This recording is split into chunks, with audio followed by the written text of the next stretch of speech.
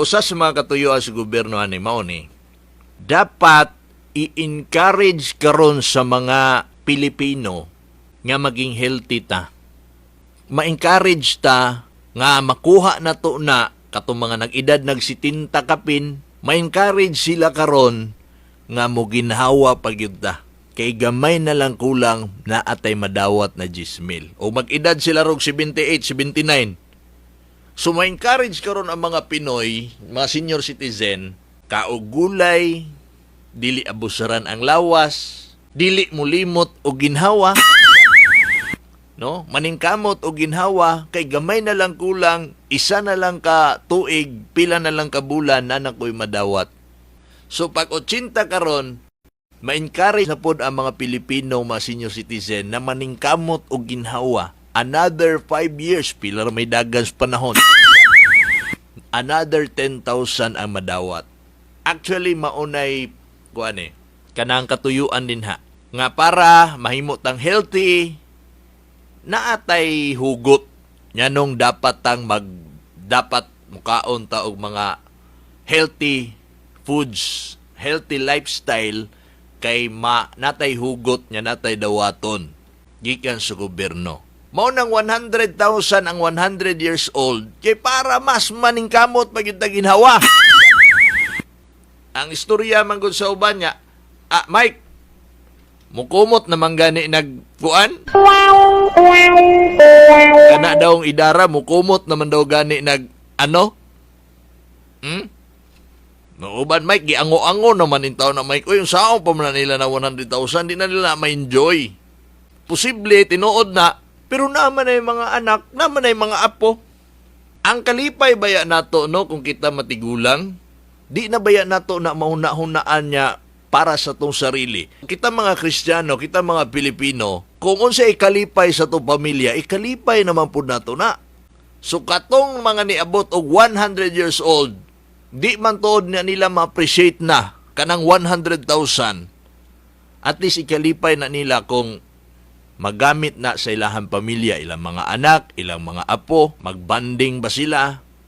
Makita nimo sila nga malipayon, nagtapok, nagbanding anang panahon na gamit ang imong nadawat nga kwarta nga 100,000 pesos, dili na nakabayrag bandi. Di na kabayrag bandi na, oy, makita nimo nagtapok imuhang kwan, imong mga apo. O, kwarta ra po'y giapas.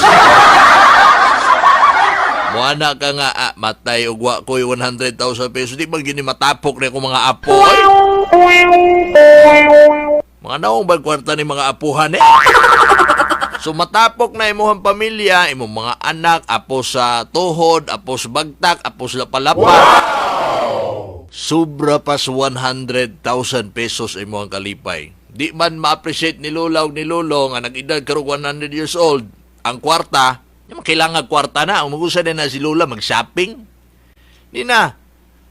Dapat na puno na og pagmahal, atensyon, pagtagad ang gikinahanglan nila.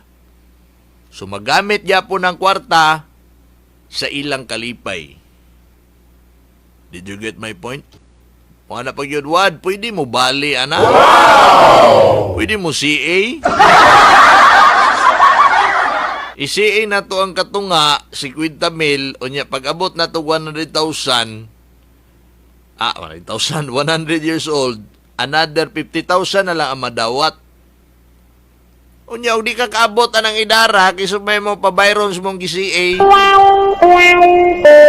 Nya, kwaon na po kunin mong kumikir. Wow! Ha? Muna problema. Oh, ayaw ko kwaag kumikir. Peti katawa ni Kate Leo, ha ha ha. Maayo man og na-ICA sa DSW. Morning, Sir Mike, Cherry De Juan, morning.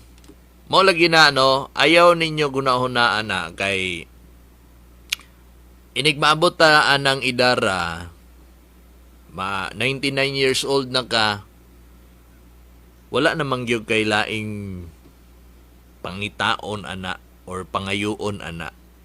Dili naman ang kwarta, dili naman ang butang, dili naman ang lami nga pagkaon, di naman kay kakakaon ana, no?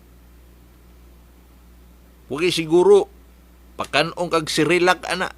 Pakanon lang tag mga oats, mga lugaw. Basig gulay, kailangan laton og lata ng gulay kay para diretso na tulon. So, dili na ang material na butang, ang lamian na pagkaon, ang pangitaon. Kundi, ang atensyon, pagmahal, sa atong mga mahal sa kinabuhi, nga matapok sila. So, pwede na to na silang buhaton nga matapok kung maabot na nato ng idara, 100 years old o na ako'y 100,000, tawaga akong mga anak, tawaga akong mga apo, tawaga akong mga higala. Diritas balay. O, 100,000, 5 kaad isa kasimanang kumbira. So, ang kalipay karon stigulang ana, di man tuod ma-appreciate ang 100 kalibo.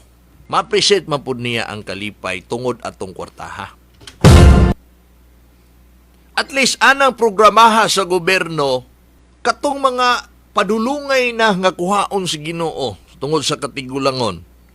At least naagihapon sila'y kalambigitan sa mga maayuhon nga programa sa gobyerno. Dili lang kay ang makabenepisyo las programa sa gobyerno, kita lang nga mga nasa ingon ani nga edad, mga batanon, mga hamtong. Pero katong mga ingon ana ng idara, wa na sila'y labot sa mga kalipayon nga benepisyo nga programa sa gobyerno. Sumao na ang part sa ilaha. Dili ta musulti nga, hatag naman lang, kana pag yung idara. Dili. Kayog mo ingon tag atuan na man tay mga benepisyo samtang able pa ta, samtang batanon pa ta. Kaya man nato ang mga benepisyo sa tuong kaugalingon, kaya man nato na makuha. Naman tay mga daghang mga benepisyo po sa gobyerno. Pero mind you, dili nato tanan isalig sa gobyerno. Okay? So kana lang balaod para lang yun na sa mga kuan pod, senior citizen pod na ingon ana og mga edad, yatong mga luya na. At least naapod sila'y ilaha pod niya, gigahin pod niya programa ang gobyerno para pod sa ilaha. Ron Dakbayan.